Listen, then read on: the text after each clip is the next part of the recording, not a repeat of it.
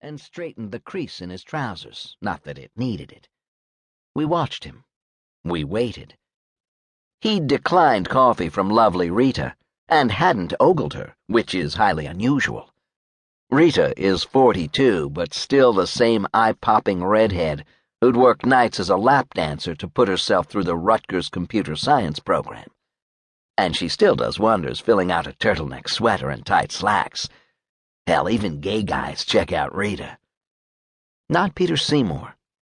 He was too busy being huffy. Apparently, he'd gotten trapped inside of our elevator for several minutes. It has a somewhat moody door. "You should demand that your landlord fix that elevator, Mrs. Golden," he lectured the boss in his rich burgundy baritone. She smiled at him warmly. "Call me Abby, will you?" Pretty much everyone does, except for me. I call her Mom. And it's no use, our landlord is a cheap so-and-so. Our landlord being, in fact, she. Mom took over the business and the 5-story, circa 1890s building when my dad died of stomach cancer 2 years ago. It was my dad who'd founded Golden Legal Services. He'd always thought legal services sounded more professional than private investigators. There are 2 rental apartments up on the 3rd floor.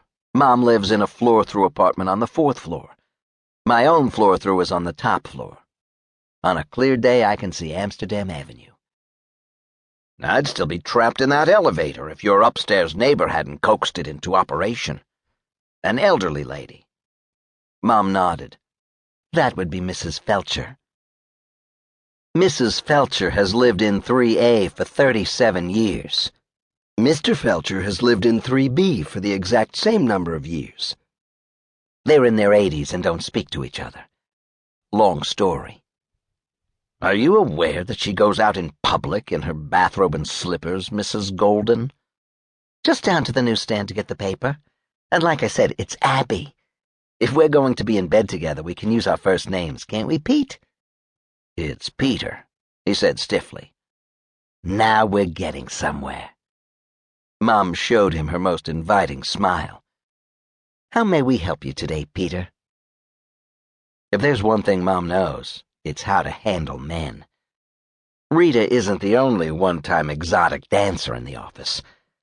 The 2 are gal pals, from back when Mom enjoyed the distinction of being the only Jewish pole dancer in New York City. She danced under the name Abraxas in the highest-end Midtown Manhattan topless clubs. Her dream had been to dance in Broadway musicals, but she had trouble keeping her weight down. Plus, her abundant assets were hard to hide. Certainly hard to hide from Meyer Golden, an NYPD homicide detective who took one look at Abraxas and it was love. When he found out Abraxas was actually Abby Kaminsky from Sheepshead Bay, it was marriage. My dad started the business after he retired from the job. Mom ran the office and eventually became a licensed PI the same way I did, by amassing 3 years of experience as an employee and passing the New York State PI exam. She's pushing 50, but still gets honked at whenever she walks down the street. In modern-day parlance, she's a MILF, and if you don't know what those initials stand for, I'm not going to tell you. I'll just say she's a strikingly attractive woman with a sculpted mass of black hair, huge dark eyes, and major league curves.